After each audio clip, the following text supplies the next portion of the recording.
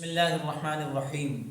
ایک ننھے منھے بچے کا عشق رسول، آپ علیہ الصلوۃ والسلام کے ساتھ محبت رکھنا، یہ نبی پاک صلی اللہ علیہ وسلم کے ساتھ پیار کرنا یا عشق کرنا، یہ ایمان کا حصہ ہے۔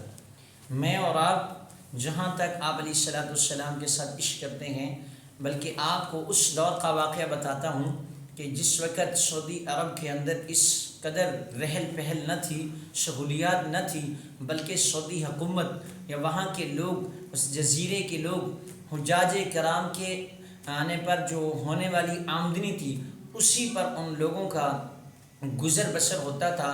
چنانچہ مولانا ظفر احمد عثمانی لکھتے ہیں، اس دور میں حج کے لیے گیا اور وہاں سے پھر مدینہ طیبہ حاضری ہوئی۔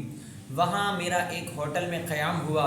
وہاں ہم نے ہوٹل کے اندر جب کھانا کھایا اور کھانے کے بعد دسترخوان کو وہاں ایک قریب میں جو ڈھیر تھا وہاں جھاڑا تاکہ وہاں سے وہ کھانے کے جو ٹکڑے ہیں، جو ذرات ہیں، کوئی پرندے کھا لیں گے۔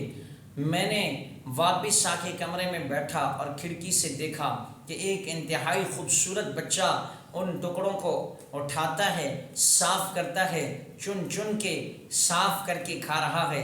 میں انتہائی بھر آیا اور میں فوراً اس بچے کے پاس گیا۔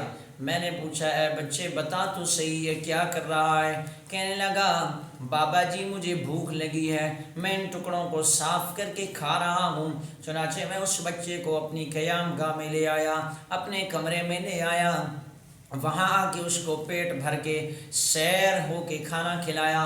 پھر میں نے اس بچے سے پوچھا، اے بچے بتا تو صحیح تیرا ابا کیا کام کرتا ہے؟ اس بچے نے درد بھری آنکھوں سے کہا، بابا جی میرے ابا جان تو فوت ہو چکے، میں یتیم ہوں۔ حضرت مولانا ظفر احمد عثمانی فرماتے ہیں، میں نے اس بچے سے کہا کہ اگر آپ ایسا کریں، میرے ساتھ چلیں، میں آپ کو وہاں اچھے سے اچھے کھانے کھلاؤں گا، اچھے سے اچھے کپڑے پہناؤں گا، ہر ضروریات زندگی آپ کی پوری کروں گا، اور آپ کو وہاں مدرسے میں پڑھاؤں گا، لکھاؤں گا۔ جب آپ عالم بن جاؤ گے، فاضل بن جاؤ گے، پھر میں آپ کو واپس آپ کی والدہ کے پاس چھوڑ جاؤں گا۔ چنانچہ وہ بچہ اس بات پہ راضی ہو گیا اور کہنے لگا، بابا جی مجھے اجازت دیں، میں اپنی والدہ سے پوچھاؤں۔ جب وہ والدہ سے پوچھنے کے لیے گیا، والدہ بیچاری بیوہ تھی، پہلے سے 2-4 بچوں کو سنبھال کے تنگ آ چکی، ان کا خرچہ برداشت کر کے تنگ آ چکی۔ زمانہ کچھ ایسا تھا، غربت کا زمانہ تھا۔ والدہ نے فوراً اجازت دے دی۔